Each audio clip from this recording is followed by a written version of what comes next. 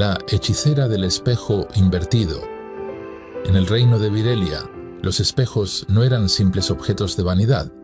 Allí, cada espejo, incluso el más pequeño y rajado que colgaba en las chozas de los pastores, mostraba no lo que eras, sino lo que podrías haber sido.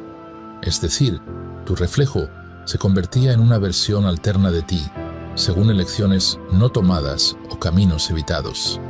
Decían que la reina Eludara se volvió sabia al mirarse durante 13 lunas en un espejo de posibilidades, y también decían que el hechicero Barnac enloqueció tras ver cómo sería si hubiera amado a su enemigo. En este mismo reino, donde hasta el agua de los pozos reflejaba futuros dudosos, vivía una joven aprendiz de magia llamada Cirele. Tenía el cabello como los hilos del humo matinal, grisáceo, suave y sin rumbo fijo, y una obsesión por los objetos encantados, en especial los espejos. Un espejo es una promesa torcida, le decía siempre su maestra, la anciana Mirrala, cuyos ojos eran tan opacos que uno juraría que se habían vuelto de mercurio. Cirel, sin embargo, era de las que no obedecían advertencias sin entenderlas. A los 13 años ya había reparado 3 espejos partidos y domesticado un cristal del desierto que hablaba en sueños. A los 15 había logrado ver su reflejo como arquera, pirata y reina exiliada. Pero lo que más deseaba ver era aquello que ningún espejo mostraba voluntariamente, su versión más peligrosa. Ahora aquí viene el dato curioso. En Virelia existía una sala subterránea llamada el Refugio de los Reversos.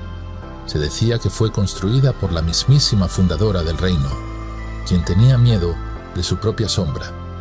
Allí, oculto bajo 7 cerraduras encantadas y un acertijo que solo podía resolverse en sueños, reposaba el legendario espejo invertido. No se sabe exactamente quién lo fabricó, pero los estudiosos del gremio mágico creen que fue tallado en hielo negro del polo del crepúsculo, donde las auroras van hacia abajo y los relojes laten en vez de girar. Una noche, durante una conjunción de estrellas dobles, Cirel soñó la respuesta al acertijo. «¿Quién soy cuando nadie me mira?», preguntaba la voz invisible, y ella respondió: «Soy la que me teme».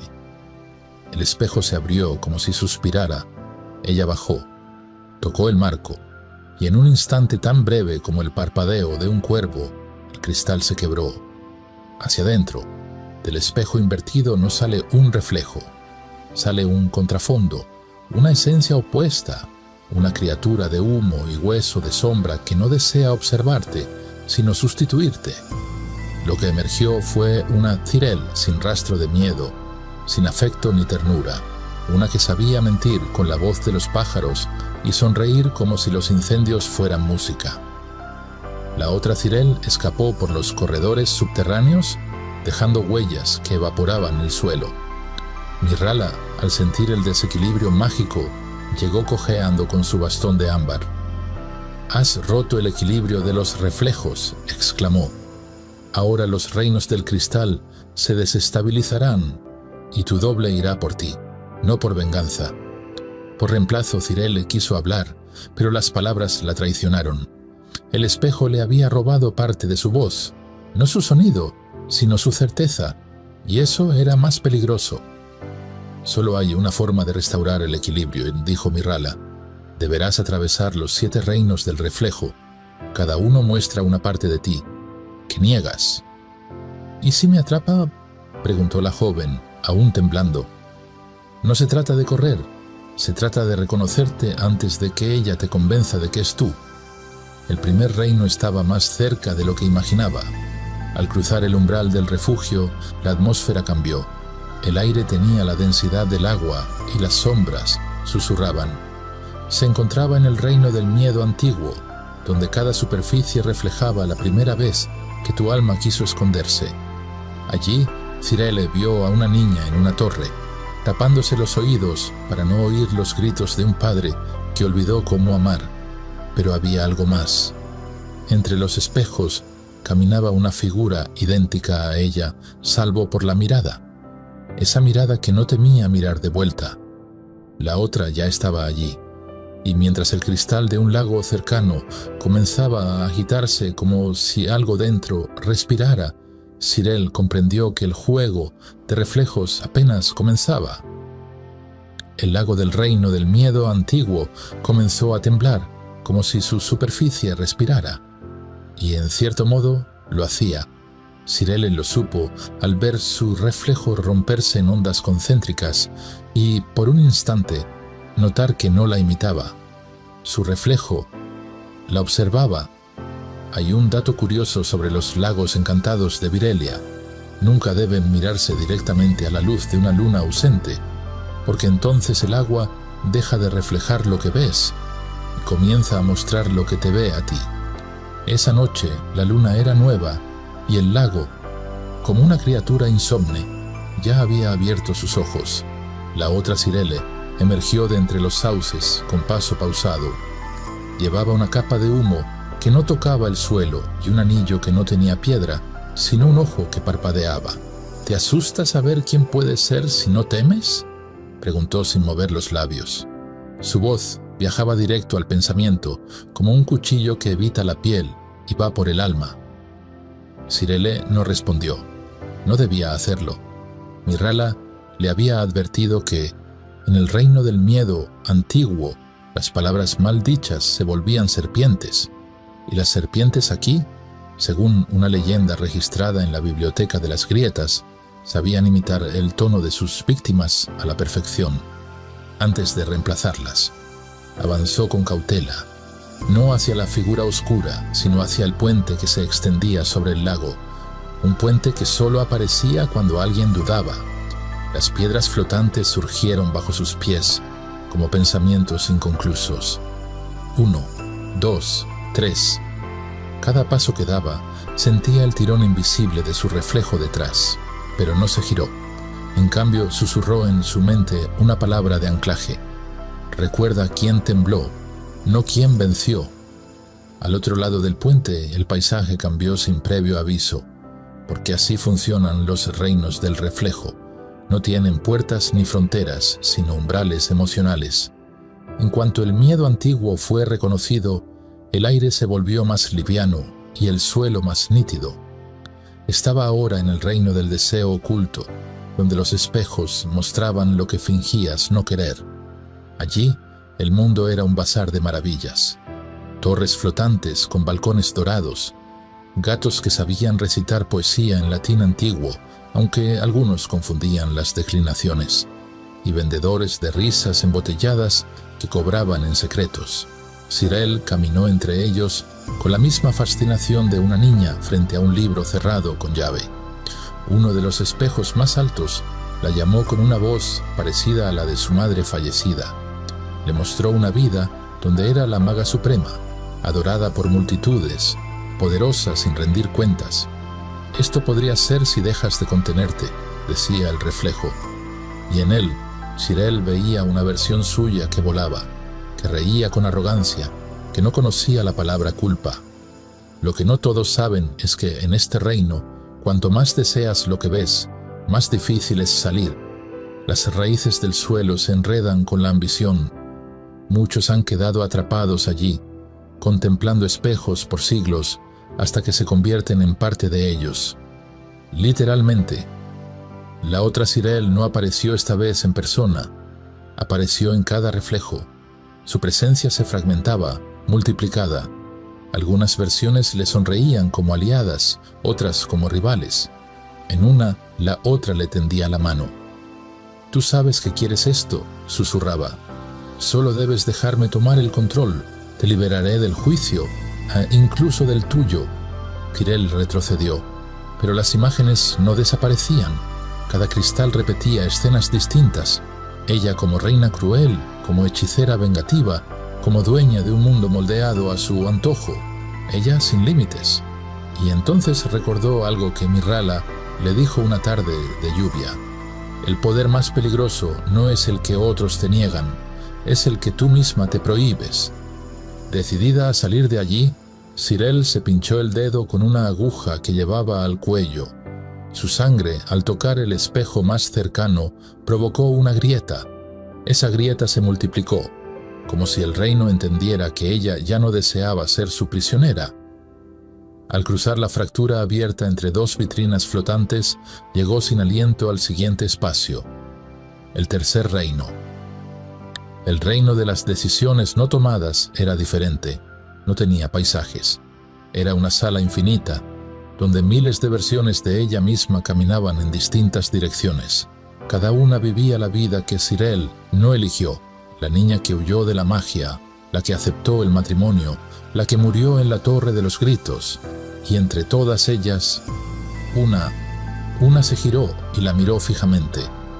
Era su reflejo más triste, la que nunca tuvo la oportunidad de ser ella, y era justo ahí donde la otra Sirel la esperaba, sentada en un banco de piedra, acariciando una esfera de obsidiana. El próximo movimiento debía ser el más delicado de todos, porque si hablaba primero, perdería. En el reino de las decisiones no tomadas, el silencio no era ausencia de sonido, era presencia de ecos que nunca fueron. Las 1000 versiones de Sirel seguían caminando a su alrededor, como si esperaran una señal para fundirse con ella, pero la otra ya no caminaba. Estaba sentada, serena, con la esfera de obsidiana entre los dedos, girándola con un ritmo hipnótico. «¿Sabes quién soy?», dijo con una voz que era suya, y no lo era. «Soy lo que enterraste para ser aceptada, lo que escondiste para no asustar, el deseo de no obedecer, la furia que evitaste gritar, la certeza de tu poder». Sirel no respondió de inmediato. Había comprendido que cada reino visitado era un reflejo de un fragmento olvidado, el miedo, el deseo, la indecisión. Y ahora, frente a ella, no estaba su enemiga, sino su sombra. Hay un principio antiguo entre los sabios del espejismo: ningún reflejo puede ser destruido sin romperse a uno mismo. Es por eso que las guerras con uno mismo nunca se ganan con violencia, sino con integración. Sirel dio un paso adelante, y luego otro. Al llegar frente a la otra, extendió la mano. «Si en verdad eres parte de mí», dijo con una calma templada por el dolor, «entonces no debo destruirte, debo entenderte, reunirnos, pero con mis reglas». La esfera de obsidiana se detuvo. En su superficie se dibujaron las escenas de los 7 reinos, no solo los 3 que ya había cruzado, sino los 4 que aún aguardaban. Y entonces la otra Sirel sonrió. Por primera vez, no con burla, sino con alivio. «¿Y si te digo que fui liberada no por error, sino por necesidad? Que la grieta en el espejo invertido no fue un accidente, sino una llamada de auxilio desde dentro». Sirel parpadeó. Eso cambiaría todo. ¿Y si ella misma había roto el espejo sin saberlo? ¿Y si el equilibrio que debía restaurar era interno, no externo?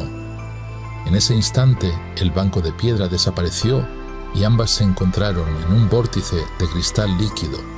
Flotaban rodeadas por escenas de sus múltiples vidas, algunas gloriosas, otras crueles, unas trágicamente cortas. Cada una de esas versiones de Sirel levantó su mano derecha y un rayo de luz surgió de sus palmas. Las luces convergieron en el centro del vórtice, formando una nueva puerta, el reflejo unificado. Se dice que muy pocos magos logran ver ese reflejo, porque exige haber confrontado cada parte de sí mismo sin negarla. Sirel no se sintió ni fuerte ni débil, se sintió completa, y eso era nuevo, inquietante, hermoso. Juntas, ella y su reflejo caminaron hacia la puerta, no como enemigas, como una sola. Al cruzarla, despertó en la sala de los espejos. El espejo invertido estaba de nuevo entero, pero ahora su superficie no era lisa. Tenía una delgada cicatriz diagonal, casi imperceptible, como un recuerdo o un recordatorio. Mirrala estaba allí, como si no se hubiera movido jamás, con sus ojos antiguos y su voz de abedul viejo. «¿Qué has aprendido?», preguntó la maestra. Sirel no respondió con palabras. Le mostró la palma de su mano. En ella, el anillo sin piedra de su reflejo. Pero ahora, el ojo en el centro estaba cerrado. «Has hecho lo que pocos logran», dijo Mirrala. «Te has enfrentado a ti misma, sin intentar vencerte». Desde aquel día, en los salones más secretos de la Academia de Espejos, se susurra que Cyrele cruzó los 7 reinos, aunque nadie sabe qué vio en los últimos 4, ni cómo logró volver con el espejo restaurado. Algunos creen que en realidad nunca volvió, que quien salió fue la unión de 2 almas. Dato curioso, hay un espejo en la torre central que nunca refleja a nadie del todo. Siempre falta un fragmento. Los aprendices lo llaman el espejo del casi, pero Cyrele, cada vez que pasa por él, se refleja entera. Y eso, dicen los sabios, es el verdadero hechizo, verse por fin, sin miedo. Si este cuento te ha gustado, el próximo te sorprenderá aún más. Quédate con nosotros y sigue soñando. El chico que robaba voces. En lo profundo de un valle olvidado por los mapas y los cantores, existía un pueblo llamado Liris, donde ningún ser humano podía cantar ni contar cuentos, no porque no quisieran, sino porque algo o alguien les había robado la voz. El silencio allí no era natural, no era el silencio de una noche de estrellas, ni el de la nieve recién caída. Era un silencio hueco, extraño, como si las palabras se detuvieran antes de nacer. Nadie recordaba con exactitud cuándo comenzó, solo que una mañana despertaron y las canciones se habían ido. Las historias se deshicieron en el aire como niebla. Los cuentos de cuna se convirtieron en simples miradas tristes. En medio de este mutismo forzado vivía un niño llamado Elian, que desde que nació nunca había dicho palabra alguna. No por el hechizo, él simplemente era mudo, pero había algo en sus ojos que hacía pensar que escuchaba más de lo que otros oían. Y aunque no pudiera hablar, Elian tenía un don peculiar, sabía leer los labios de los árboles. Dato curioso, en las noches de luna nueva, los árboles susurran entre ellos con leves crujidos. Si alguien es lo bastante paciente y silencioso, puede descifrar lo que dicen. Elian lo sabía, y desde pequeño pasaba horas junto al viejo roble del cruce, leyendo sus historias. Una noche, el viento trajo consigo un rumor que no era de ramas ni de hojas. Era un eco, débil y quebrado, como de una canción olvidada. Provenía del norte, del monte Silencio, cuya cima estaba siempre cubierta por una niebla azulada. Los ancianos evitaban mirar hacia allí. Decían que era tierra maldita, pero el roble del cruce le dijo a Elian algo diferente. Las voces no se han perdido, están atrapadas, y un cuervo de sombra las guarda en una caja de hueso. Elian, que nunca había pronunciado una palabra, sintió por primera vez el deseo urgente de hacerlo. No por él, por todos, por su madre, que ya no podía contarle la historia del colibrí valiente, por el panadero, que solía cantar mientras amasaba el pan, por el maestro, que había olvidado cómo se narraban los finales felices. Aquella misma noche, Elian fue a visitar al viejo Betro, el luthier ciego del pueblo. Betro, pese a no ver, creaba instrumentos con una precisión que parecía mágica. Muchos decían que había sido un cantor legendario en su juventud, aunque nadie podía comprobarlo, claro, porque nadie podía cantar ya. Cuando Elian llegó, Betro ya lo esperaba, como si supiera que venía. «Sabía que vendrías, muchacho», dijo mientras acariciaba una flauta de madera oscura. «Esta flauta es especial. No emite notas, sino recuerdos. Cada vez que la soples, recordará una canción perdida.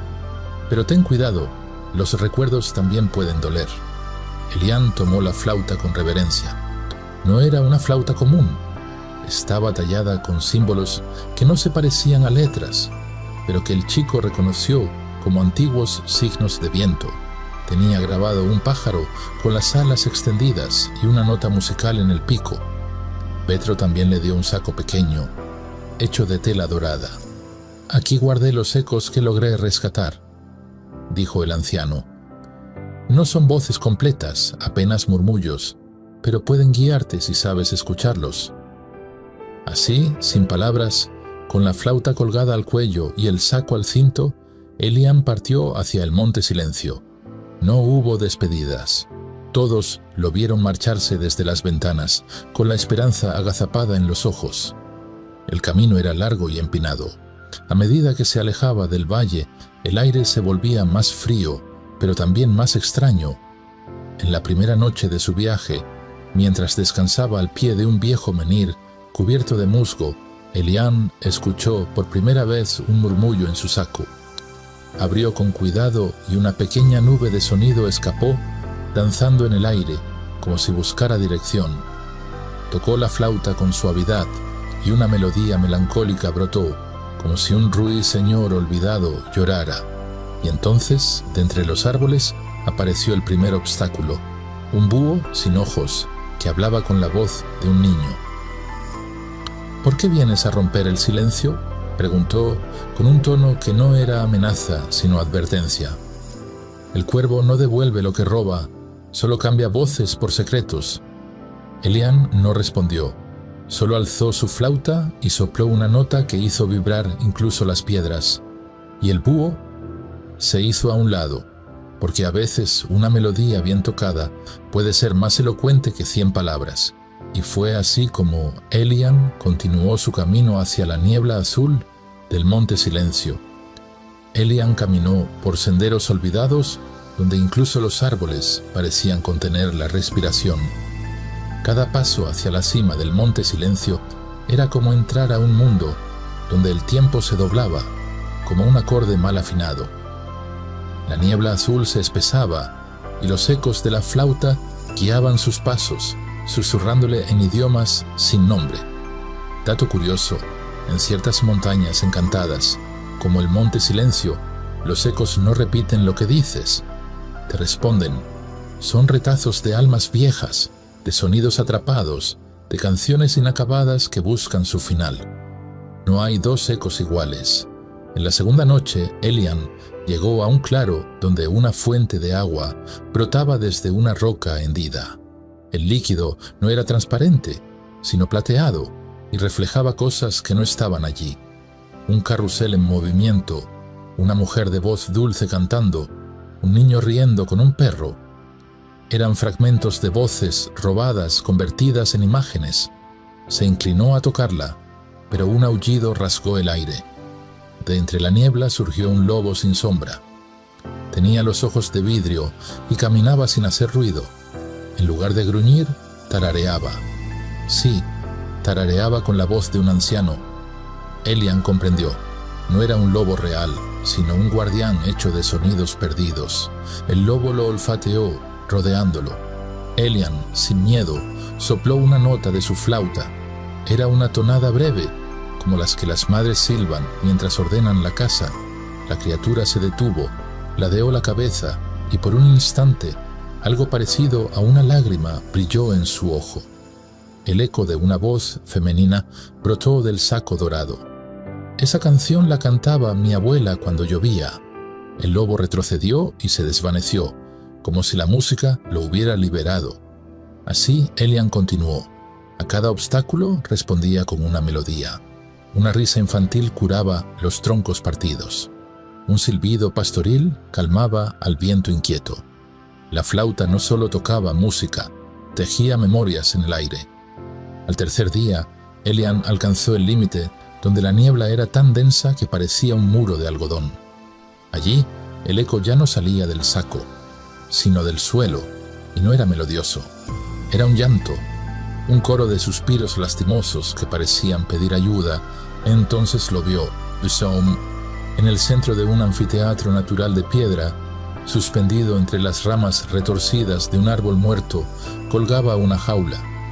Dentro, un centenar de pequeñas luces titilaban como luciérnagas atrapadas. Pero no eran luces, eran voces. Dato curioso, las voces robadas a veces adquieren forma física. En ciertos rituales, los antiguos hechiceros del norte creían que la voz era una chispa del alma, y si se arrancaba, debía guardarse en un recipiente sagrado. La jaula de hueso cumplía esa función. Elían se acercó, pero el árbol habló, no con voz propia, sino con un coro de voces mezcladas, voces robadas, usadas para hablar por él. ¿Vienes a romper el hechizo?, preguntó el árbol, con un eco que parecía salir de un pozo sin fondo. A devolver las voces a quienes no supieron protegerlas. El chico asintió con decisión. Entonces debes enfrentarte a él, tronó el árbol, el cuervo, y entonces descendió. Con un batir de alas negras como el carbón y ojos tan brillantes como perlas, el cuervo emergió desde el interior del árbol, desplegando unas alas tan anchas como un telón de teatro. Pero lo más aterrador era su pico. No era uno común, sino uno largo, de metal oscuro, como una aguja de gramófono. De allí salían retazos de canciones, gritos apagados, palabras truncadas. El cuervo graznó, y su voz era la de 1000 personas mezcladas. La voz es poder, clamó, y quien no la protege, no la merece. Elían no tembló, alzó su flauta y tocó, pero esta vez, no una melodía suave, sino una marcha valiente, un canto de lucha que jamás había oído, pero que parecía venir desde los huesos del mundo. El cuervo chilló, el árbol crujió, y las luces dentro de la jaula comenzaron a parpadear con fuerza. Una de ellas escapó, volando hacia Elían. Se posó sobre su pecho, y por primera vez, Elían habló. Una sola palabra, clara, fuerte. ¡Basta! El sonido de esa palabra rompió la niebla. El árbol comenzó a partirse desde el centro, y el cuervo gritó con todas las voces a la vez. Pero ya era tarde. Las luces, las voces empezaron a salir. Cientos, miles, volando como un enjambre de mariposas sonoras, envolviendo al ave, al árbol, al mismo cielo. El mundo vibró, el eco se volvió canto, y entonces todo se detuvo. El cuervo cayó, la flauta se partió en dos, y Elían cayó de rodillas. Elían permaneció de rodillas un largo rato. El aire, que antes parecía sordo, ahora zumbaba con murmullos. Las voces robadas no solo habían escapado, estaban explorando. Flotaban por el cielo como cometas invisibles, buscando a sus dueños, deshaciendo el encantamiento que por años había mantenido mudo al pueblo. El árbol se resquebrajó completamente, y de su interior brotaron raíces nuevas, verdes, vivas. El cuervo, por su parte, yacía en el suelo. Ya no era imponente, sino una criatura delgada y vieja, con plumaje deslucido. En lugar de ojos, tenía 2 piedras negras y por primera vez estaba en silencio. Dato curioso, en los grimorios antiguos, de voz y sonido, se describe a los ladrones de voz como desafinadores del destino. Se alimentan de la vibración emocional que hay en el lenguaje humano. Por eso siempre buscan donde hay canto, cuento o llanto. Pero si alguna vez se les hace callar, olvidan cómo volver a hablar. Elían lo miró con compasión.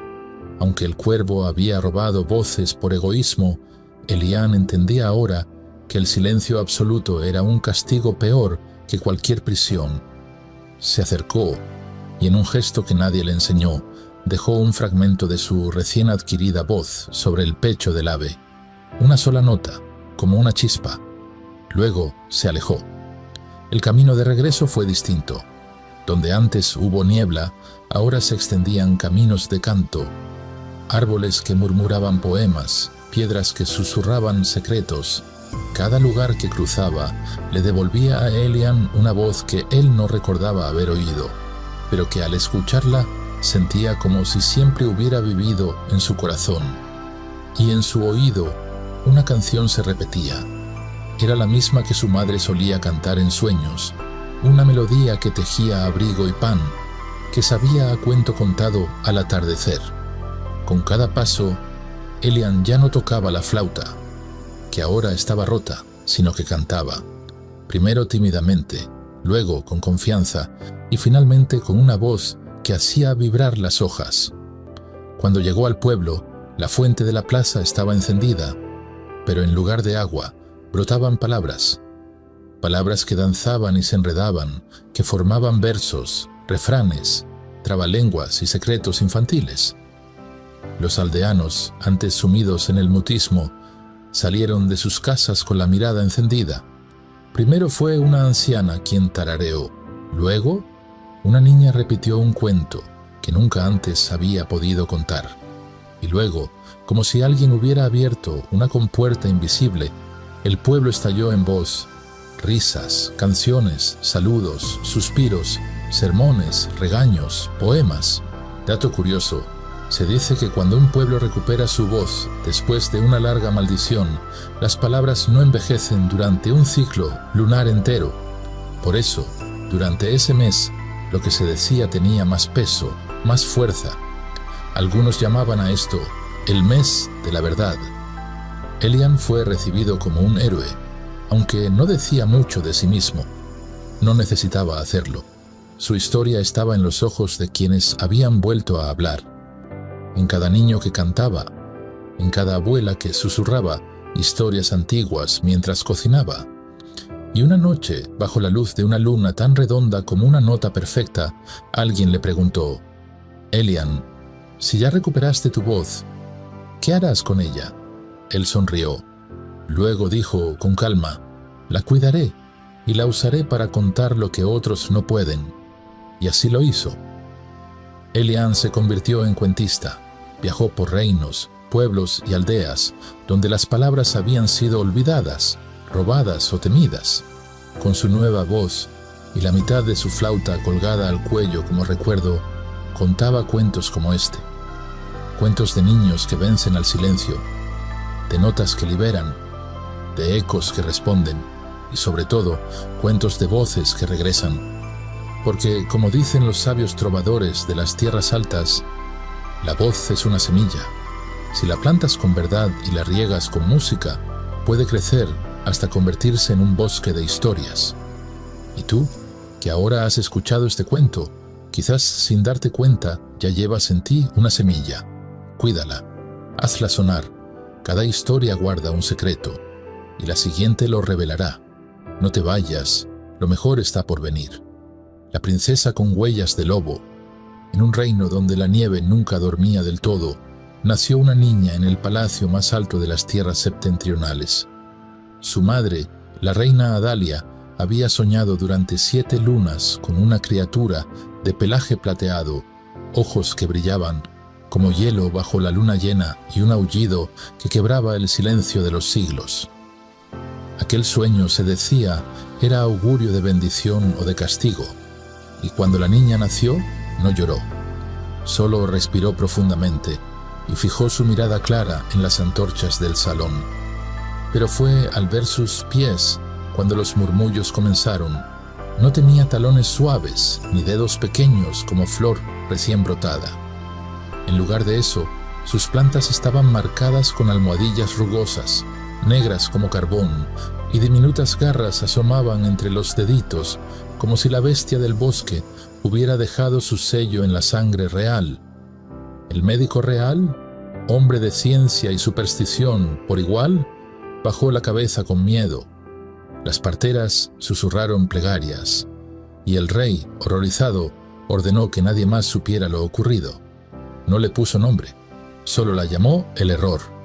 Fue así como, en una noche sin luna y sin honores, la pequeña fue envuelta en una manta de lino azul, bordada con el escudo real, la única prueba de su linaje, y abandonada al borde del bosque silencioso.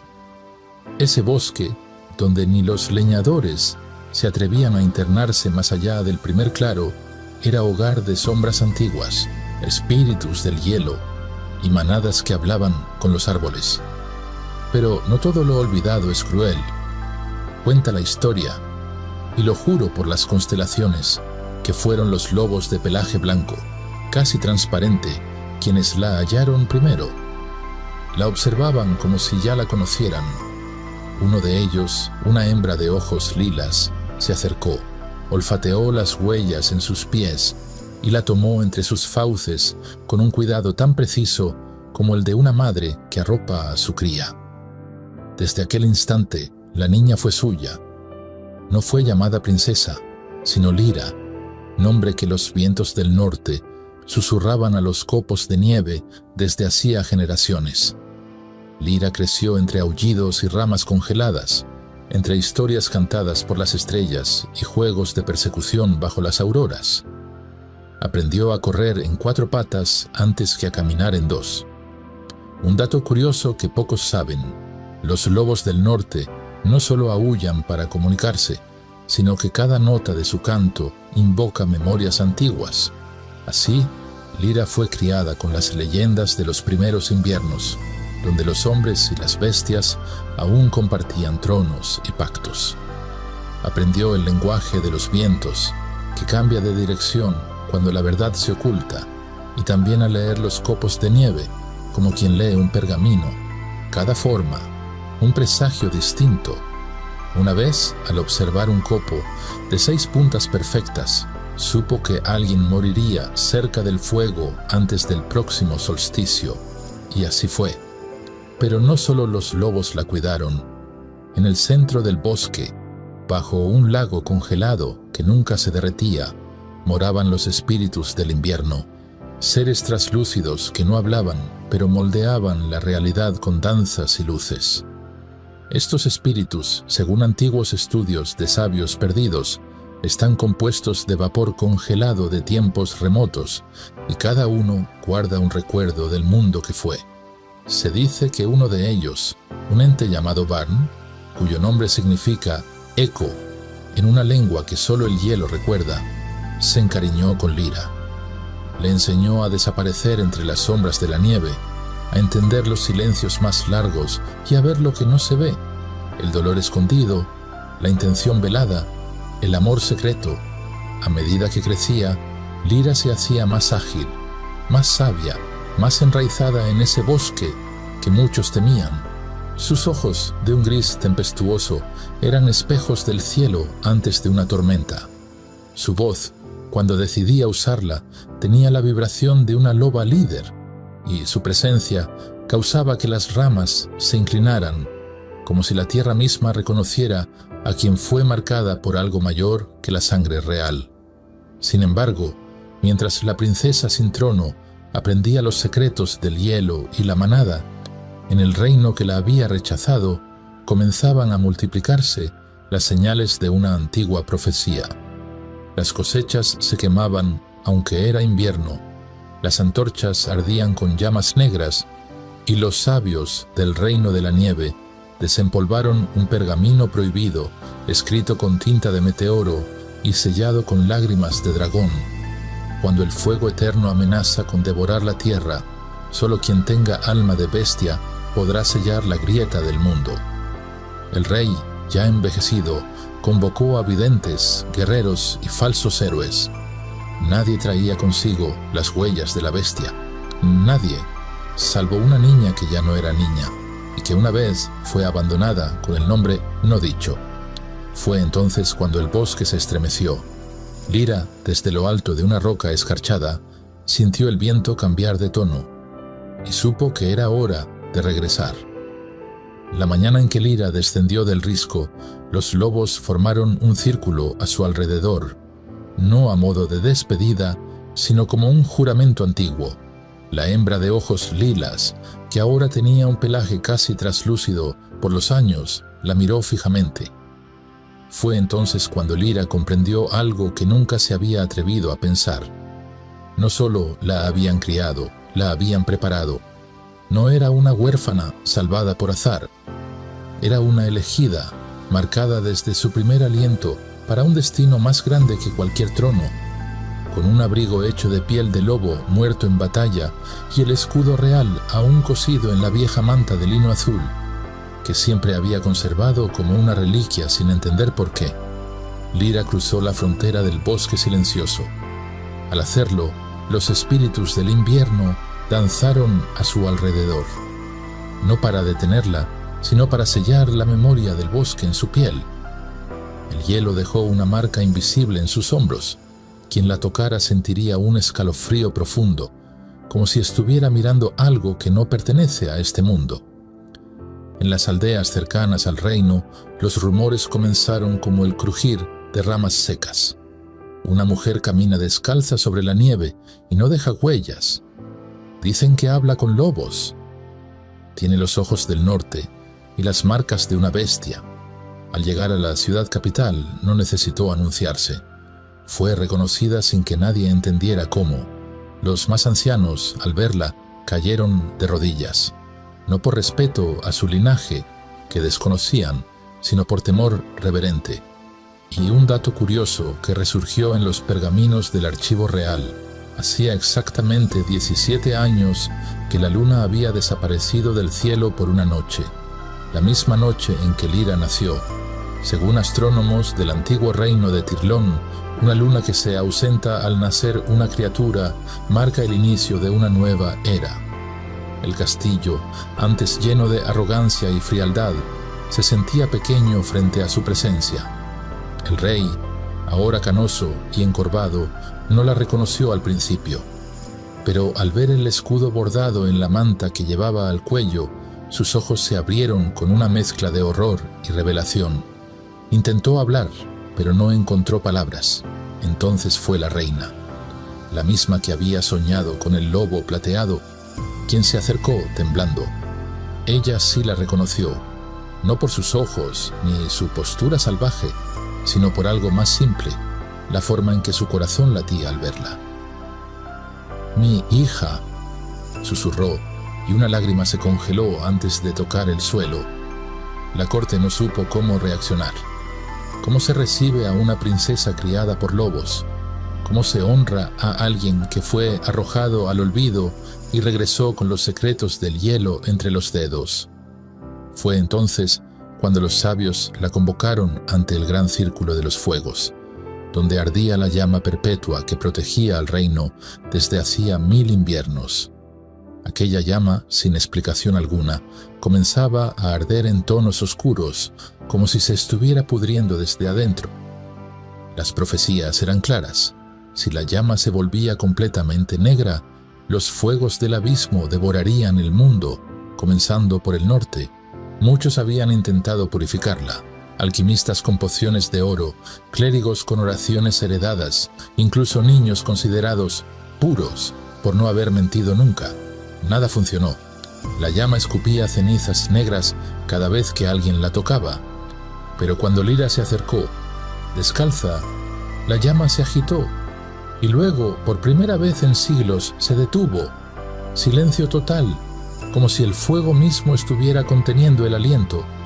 Lira no dijo nada, solo extendió la mano, y la llama, en lugar de arderla, se curvó a su alrededor como un lazo danzante.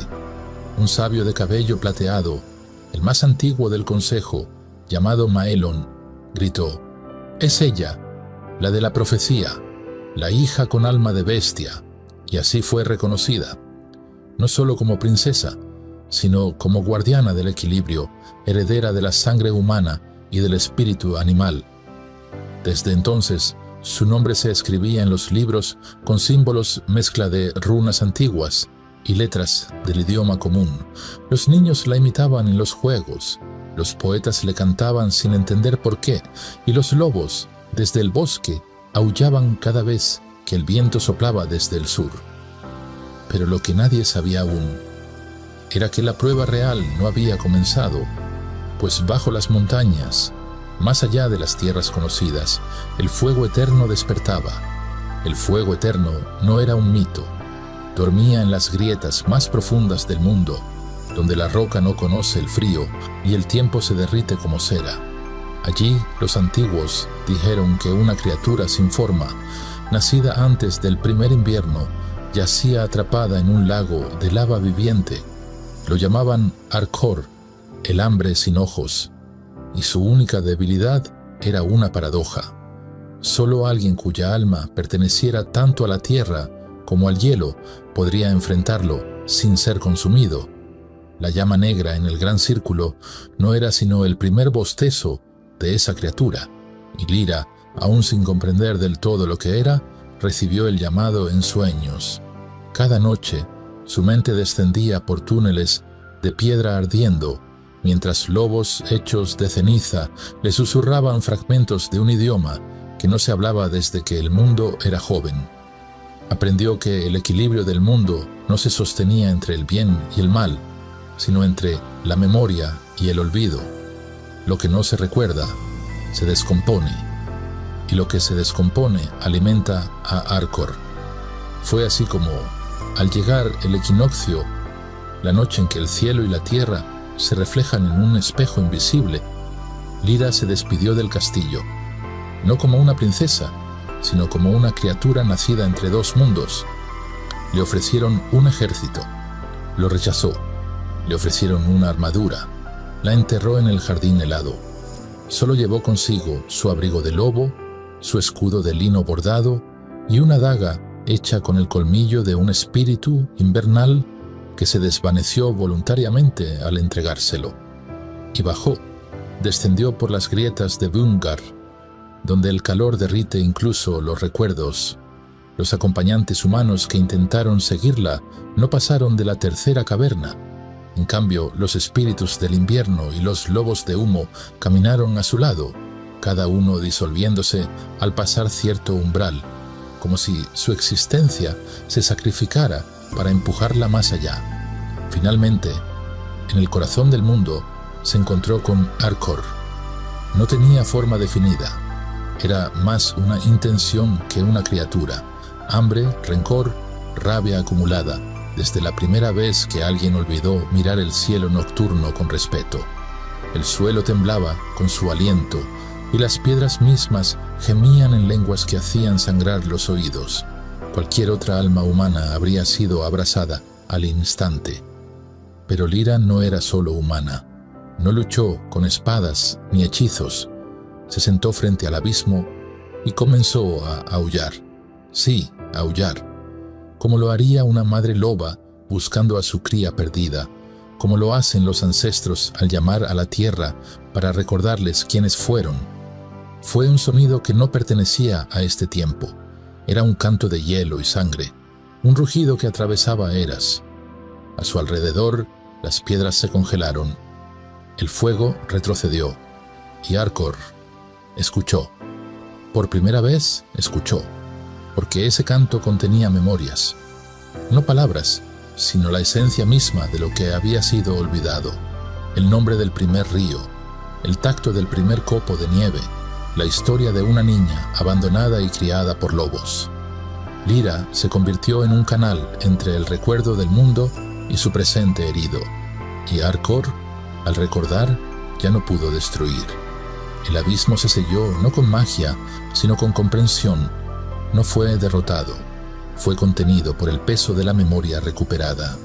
Cuando Lyra emergió, la primavera la esperaba. El hielo de los polos comenzó a latir con fuerza nueva. Los bosques reverdecieron con un color nunca antes visto. El mundo no fue igual, pero tampoco lo deseaba. Era un mundo donde la bestia y la princesa podían compartir una sola alma. Volvió al reino solo una vez, para dejar una inscripción en el muro del gran círculo. Decía: «No olvidéis quiénes fuimos, porque si olvidamos, el fuego recordará por nosotros». Después de eso, desapareció. Algunos dicen que vive en las montañas de cristal, donde enseña a los lobos a leer los cielos. Otros que se convirtió en espíritu y aparece en las noches en que la luna se cubre con nubes, para aullar una canción que hace llorar incluso a las piedras.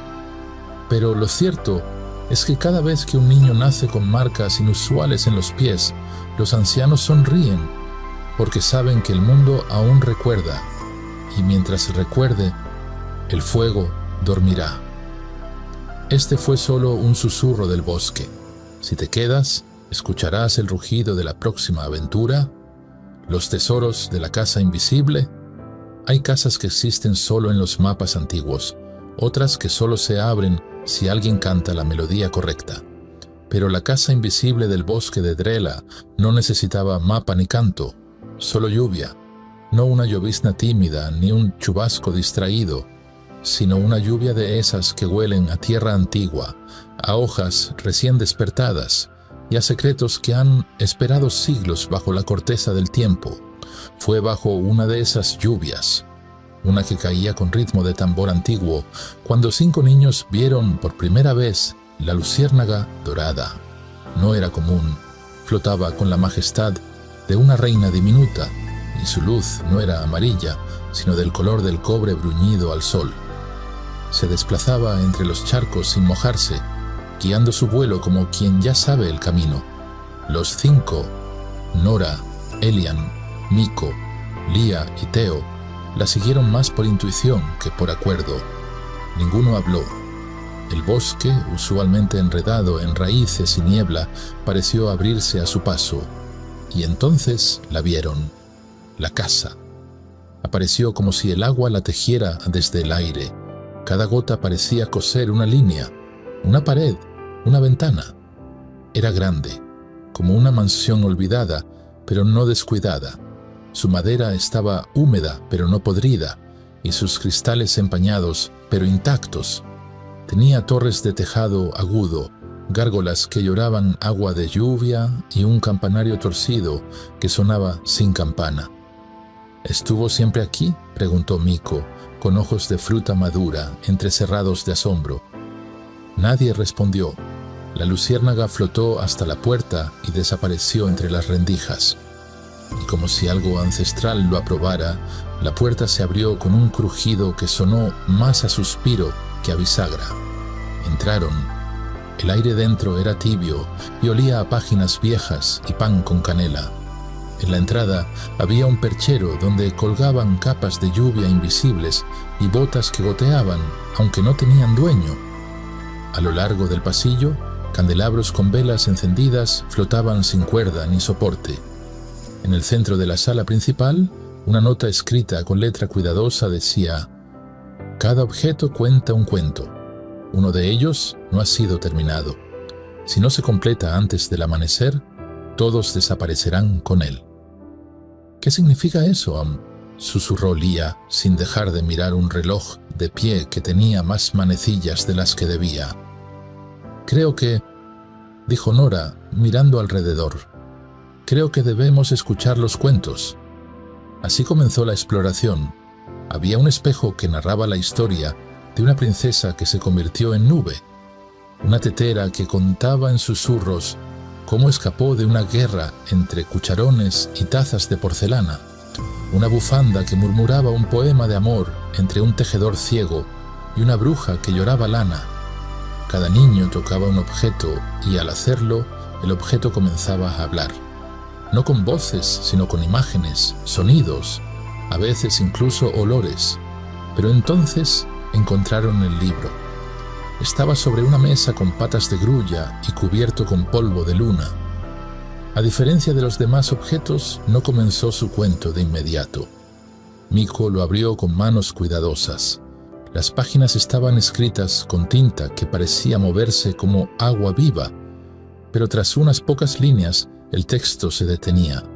Las últimas palabras decían: «Y cuando cruzó el puente de sombras, descubrió que el corazón del bosque no era nada más». «Este es el que falta», dijo Elian, frunciendo el ceño. «El cuento incompleto». «¿Y cómo se termina un cuento que no conocemos?», preguntó Teo, apretando los labios. «Tal vez lo vivimos», sugirió Nora. Ella tenía una forma particular de mirar las cosas, como si ya supiera que eran mágicas incluso antes de comprobarlo.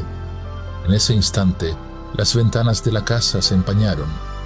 Las paredes comenzaron a murmurar nombres. La luciérnaga reapareció, volando en círculos frenéticos sobre el libro, y en el reloj de pie, una de las manecillas, la que parecía hecha de pluma, comenzó a moverse hacia atrás. «Está empezando», dijo Lía. «¿El cuento?», preguntó Mikko. «El final, o el principio, depende de nosotros». Y entonces, algo bajo sus pies crujió, como si la casa misma los reconociera. Un panel del suelo se deslizó, revelando una escalera en espiral descendente, iluminada por luces que se encendían con el ritmo de sus latidos. Sin pensarlo, bajaron. El aire olía a tierra recién desenterrada y a tinta fresca. La historia los esperaba, como un lobo dormido que empieza a abrir los ojos. Bajaron en silencio, como si cada escalón los llevara más lejos del mundo que conocían. Elian iba primero, con la luciérnaga revoloteando a su lado. El aire del subsuelo no era húmedo como cabría esperar, sino seco y espeso, cargado de electricidad suave, como el momento justo antes de un relámpago. Las paredes estaban hechas de libros apilados, cuyas letras flotaban como motas en el aire, girando alrededor de los niños, como si intentaran encontrar un nuevo hogar donde anidar. Al llegar al último peldaño, se encontraron en una sala circular. En el centro, un atril sostenía un espejo sin reflejo. Frente a él, una silla vacía, y en torno a todo, objetos cubiertos con mantas que suspiraban, literalmente, como si estuvieran dormidos o esperando. «Esto parece un escenario», susurró Nora, y tenía razón. Una voz emergió del espejo, no como un eco, sino como una canción antigua contada por alguien que había olvidado su propio nombre. El cuento perdido no necesita lector, necesita actores. Aquellos con alma de aventura, de tinta, de fuego y de miedo. Ustedes son las letras faltantes. Las mantas comenzaron a deslizarse solas, revelando cada objeto. Un sombrero de ala ancha hecho de pétalos marchitos. Un farol que contenía una estrella viva. Un laúd roto que aún lloraba melodías olvidadas. Y un reloj sin números, solo con sombras que se alargaban y acortaban según quien lo mirara. «¿Cómo sabemos cuál tomar?», preguntó Lía, dando un paso atrás. La luciérnaga se posó en el hombro de Theo y parpadeó una vez, luego voló hacia el sombrero. «Creo que debemos elegir con el corazón», dijo Theo, sorprendido de escuchar su propia voz tan segura. Uno a uno, los niños eligieron un objeto. Nora tomó el farol. Su luz danzaba con los movimientos de sus pensamientos. Elian eligió el laúd roto, que vibró en cuanto sus dedos lo rozaron. Lía, el reloj de sombras. Las formas que proyectaba parecían contar historias solo para ella. Miko, un collar de campanas mudas, y Theo se puso el sombrero de pétalos que comenzó a florecer lentamente al contacto con su cabello húmedo. Entonces el espejo habló de nuevo. Para completar el cuento, deben enfrentar lo que hizo que se perdiera, el olvido. En ese momento, el suelo tembló, no como un terremoto, sino como un recuerdo que no quiere ser recordado. Las paredes de libros comenzaron a destejerse, formando un túnel que se abría ante ellos, lleno de viento y sombras que se movían al ritmo de su miedo. «No tenemos opción», dijo Elian. «Ya estamos dentro de la historia», y se adentraron. El túnel los llevó a un bosque que parecía hecho de humo sólido. Los árboles eran transparentes, pero proyectaban sombra. Las hojas caían al suelo y, en vez de crujir, susurraban nombres olvidados, de amigos imaginarios, de cuentos inconclusos, de juguetes perdidos bajo la cama. Una figura los esperaba entre los árboles, alta, vestida de páginas en blanco, con ojos de tinta corrida. «¿Quién eres?», preguntó Nora, apretando el farol contra su pecho. «Soy el olvido, y este cuento me pertenece». «No si lo terminamos», dijo Miko. El olvido sonrió, pero su sonrisa no era cruel, sino triste. «¿Terminar? ¿No entienden?» El cuento se interrumpió porque los lectores dejaron de creer, porque nadie quiso imaginar el final, porque el miedo fue más fuerte que la fantasía. «Entonces nosotros elegiremos creer», dijo Lía, dando un paso al frente con su reloj de sombras. En ese momento, los objetos comenzaron a reaccionar. El laúd de Elian lanzó una nota que partió el aire en colores. El farol de Nora se elevó, proyectando una luz que mostraba caminos invisibles. El sombrero de Theo floreció hasta cubrir todo el cielo con pétalos azules, y las campanas de Miko tintinearon por primera vez como una risa de niño que vuelve a casa. El olvido gritó, pero fue un grito de liberación, no de rabia. Su cuerpo comenzó a deshacerse en palabras sueltas. Piedra, torre, río, luna, abrazo, fin. Cuando el último eco se desvaneció, los niños se encontraron de nuevo en la sala circular. El espejo ya no estaba vacío, mostraba el cuento completo, palabra por palabra, incluyendo el final que ellos mismos habían tejido con valentía, dudas y magia. La luciérnaga se posó sobre el libro, ahora cerrado y encuadernado con hilos de lluvia y raíces de árbol. ¿Hemos terminado?, preguntó Theo. Una nueva voz respondió, esta vez desde las escaleras. Casi, pero aún deben salir, antes del amanecer. Y al mirar hacia la puerta por donde habían bajado, notaron algo alarmante. La escalera ya no subía hacia donde recordaban. Los escalones ahora descendían aún más. Los niños intercambiaron miradas. Ninguno se atrevía a hablar en voz alta, como si el más mínimo sonido pudiera romper el hechizo que aún los protegía. La luciérnaga titilaba de forma irregular, como si también dudara del camino a seguir. «Semmech, ¿no íbamos hacia arriba?», murmuró Lia, sujetando el reloj que latía entre sus manos. «Quizá ahora todo esté al revés», sugirió Nora, alzando el farol, cuya luz mostraba que los escalones descendían hacia una vasta cúpula de nubes oscuras, flotando en el vacío. La casa invisible, como todo buen misterio, se resistía a despedirse sin antes ofrecer una última prueba. Lo curioso, y aquí el cuentista debe hacer una pausa, es que, en ciertas casas encantadas, no siempre se entra por la puerta ni se sale por donde se entró. Algunas casas, como esta, crecen cuando se sienten comprendidas, o se hunden cuando los secretos que guardan han sido revelados. A cada paso descendente, los niños notaban cómo cambiaban, no físicamente, sino por dentro.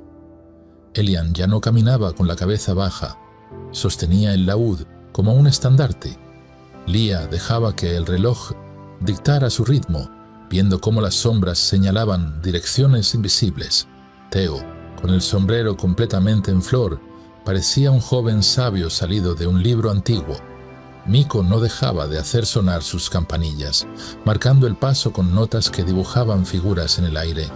Y Nora llevaba la luz de todos ellos en sus manos. Finalmente llegaron a una gran puerta de vidrio líquido, suspendida en medio de la nada. No tenía bisagras ni cerradura, solo un grabado en su superficie que decía: «Para salir, deben dejar lo que encontraron y llevarse lo que descubrieron». «Pero, ¿y los objetos?», preguntó Miko, abrazando su collar. La luciérnaga se posó sobre el texto grabado. Un leve calor emanó de las palabras y envolvió a los niños como una brisa de despedida. Comprendieron. Uno por uno, devolvieron los objetos a sus lugares: el sombrero, el laúd, el reloj, el farol y el collar regresaron a la sala circular, donde esperaban dormidos a otros soñadores valientes. Y, en el momento justo en que el último objeto fue dejado atrás, la puerta se abrió. Una ráfaga de aire húmedo los envolvió. El olor a tierra mojada y hojas frescas era inconfundible. La lluvia seguía cayendo. Frente a ellos, el bosque. Las ramas brillaban con gotas de agua y a lo lejos se escuchaban los grillos, como si el mundo jamás se hubiese detenido. Salieron uno tras otro, con el corazón latiendo fuerte. Cuando dieron el último paso fuera de la casa invisible, sintieron cómo ésta se deshacía detrás de ellos, como un recuerdo que se guarda en lo más profundo del alma. Giraron, pero no había nada, solo un claro cubierto de musgo y flores nocturnas. «¿De verdad sucedió?», susurró Lia. Nora sonrió. «Sí, pero no todo cuento necesita testigos para ser real». Entonces notaron algo más. En sus manos, en sus bolsillos, en sus cabellos, pequeñas señales habían quedado. El laúd había dejado una melodía tatuada en los dedos de Elian, visible solo al tocar madera. El sombrero dejó en Theo un mechón azul que brillaba cuando soñaba. Miko escuchaba campanas cuando alguien estaba por llorar. Nora encontraba caminos en la oscuridad con los ojos cerrados. Y Lía podía ver el tiempo que alguien tenía antes de olvidar quién era. Habían dejado los objetos, sí, pero lo importante se lo llevaron dentro. Desde aquella noche, los 5 niños se volvieron inseparables. Nadie en el pueblo recordaba haber visto la casa, aunque muchos hablaban de la extraña lluvia que cayó solo en ese claro del bosque. Algunos decían que era una leyenda, otros que eran cosas de niños, pero los que prestaban atención, los que aún creían, sabían que algo había cambiado. Años después, cada uno seguiría su propio camino. Nora se convertiría en una escritora de cuentos imposibles. Theo, en jardinero de flores que solo florecían de noche. Elian, en músico de melodías sin nombre. Lía, en relojera de sombras danzantes. Y Miko, en guía de senderos invisibles. Pero en cada uno de ellos latía la misma verdad. Hay lugares que solo se revelan bajo la lluvia, y cuentos que solo pueden completarse si se les escucha con el corazón. Y si alguna vez, caminando por un bosque húmedo, ves una luciérnaga que brilla demasiado para ser real, no la ignores. Quizás estés a punto de encontrar una casa que no debería existir. Solo recuerda llevar valentía, un poco de imaginación y salir antes del amanecer. Cada historia guarda un secreto, y la siguiente lo revelará. No te vayas, lo mejor está por venir. El enano que no sabía sonreír. Había una vez, en lo más profundo del Valle de los Pinos Susurrantes, un enano llamado Gromly. Tenía la barba más bien trenzada del norte, botas hechas a medida con cuero de ciervo encantado y una colección de piedras preciosas que haría palidecer a un dragón. Pero si alguien le preguntaba, ¿eres feliz?, Gromly bajaba la mirada, se rascaba la ceja izquierda, siempre la izquierda, y respondía, supongo. Ese supongo era como una piedra en el zapato, pequeña pero incómoda, y es que Gromly, aunque lo tenía casi todo, no sabía sonreír. ¿Cómo puede ser?, se preguntaban sus vecinos. Tiene oro, una mina que canta sola y hasta una silla que se calienta sola en invierno. Pero la verdad era otra. Verás, los enanos como Gromly son buenos tallando gemas, cavando túneles y preparando estofados que te hacen llorar de emoción. Pero nadie les enseñó a buscar la alegría, no la falsa, de las carcajadas huecas, la verdadera, la que se esconde en los detalles. Un día, cansado de sentir que vivía dentro de una cueva incluso cuando estaba al aire libre, Gromly empacó una bolsa con nueces, pan de malta y una piedra lunar, por si el camino se pone raro, y partió. ¿A dónde vas?, le gritó una ardilla con acento del sur. A buscar mi sonrisa, respondió él, sin saber del todo lo que eso significaba. Durante su viaje, Gromly conoció criaturas de toda clase. Un topo sabio que le enseñó a cerrar los ojos y escuchar cómo canta la tierra. Un búho que hablaba en adivinanzas y le dijo, la alegría no se guarda, se comparte. Incluso una cabra que tocaba flauta con las patas traseras y reía como una tetera hirviendo. Pero nada, aunque aprendía, comía bien y escuchaba historias que habrían hecho reír a cualquier otro. Su sonrisa no aparecía. Hasta que un anochecer, mientras dormía bajo un roble hueco, lo despertó una risa suave, como un cascabel en la niebla. Abrió los ojos y vio a una niña. O parecía una niña, aunque sus ojos eran tan antiguos como las montañas. ¿Quién eres?, preguntó Gromly, frotándose la barba. Soy Mira, la recolectora de cosas olvidadas. Cosas como llaves, medias, nombre cosas del alma, sueños viejos, canciones sin terminar y sonrisas perdidas. Gromly se sentó de golpe. ¿Puedes encontrar la mía? Tal vez, pero no se compra ni se pide prestada. Se recuerda, y sin más, Mira le tendió un espejo. Gromly vio su cara de siempre, seria, barbudísima, casi piedra, pero al observar más, notó algo extraño. En el reflejo, no estaba solo. Aparecían escenas, él de pequeño, ayudando a su madre a pulir amatistas, él regalando una piedra en forma de corazón a un compañero minero, él riéndose una vez, solo una, cuando cayó de espaldas sobre una montaña de nieve y su gorro salió volando como un ave tonta. Y en ese momento se escuchó un sonido suave, casi nuevo. Gromly se rió. Fue una risa torpe, cascada y breve, pero era suya. «Ahí está», dijo Mira, como si hubiera atrapado un rayo con las manos. Gromly se quedó quieto. Algo dentro de él se había desbloqueado, y entonces comprendió. No era que no supiera sonreír, es que había olvidado por qué hacerlo, porque su vida se había vuelto rutina, porque se había centrado tanto en tener cosas que se le había pasado vivirlas, porque la felicidad, para los enanos como para cualquiera, no viene en cajas ni cavernas, sino en momentos, en personas, en risas que se cuelan por rendijas inesperadas. Cuando regresó al valle, sus vecinos notaron algo raro. Gromly ya no respondía con un «supongo». Ahora decía «hoy sí, mañana no sé, pero hoy sí», y eso bastaba. Plantó flores en la entrada de su cueva. Nadie entendía por qué, pero él decía que algunas piedras solo florecen con compañía. Invitó a niños a visitar su mina y les enseñaba que cada gema tiene un canto si sabes escucharla. Hasta su silla caliente en invierno la dejó libre para quien necesitara calidez sin preguntas. Y lo más curioso de todo, cuando los más pequeños del valle estaban tristes, sus padres les decían: «Anda, pregúntale a Gromly cómo se encuentra hoy».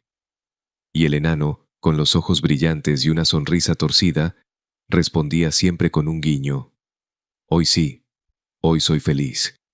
Financial.